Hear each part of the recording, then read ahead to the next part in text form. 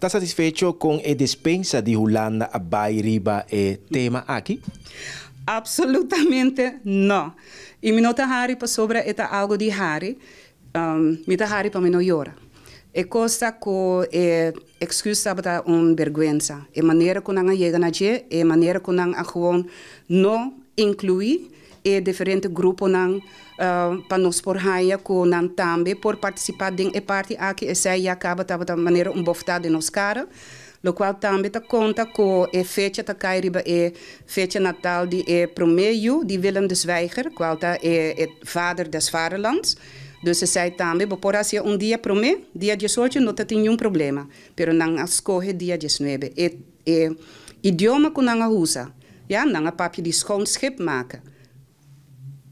Ekativo não esclavizar, a worden hiba com barco e depois não tava hasi schoonschip, kita pupu, pishi, menstruatiebloed, cultuur sei. Dus bono por husa sei ding texto, dus no, para mim por don tá gewoon algo que não tem valor jurídico tampoco, para sobre si si não tá declarar esclavitud crime contra a humanidade. E ora nada não cambia para tudo, é não que a fallecer para 1863. Sim, nossa organização está trabalhando para nós começar a gostar, é parte de um seminário, então nós queremos mais de essa aqui, nossa papia com alguma organização na Holanda, para sobre na Holanda também, é pessoa não a reparar como a protestar na universidade, e doria sei o netwerk de Fundação Beulah, a super mais grande. E me quero que a Fundação Beulah também vai organizar seminário na Holanda na augustus.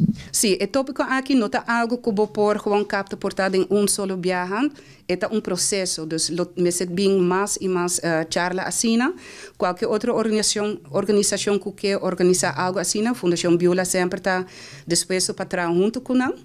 E também para brindar informação com você ou expertise ou na qualquer maneira.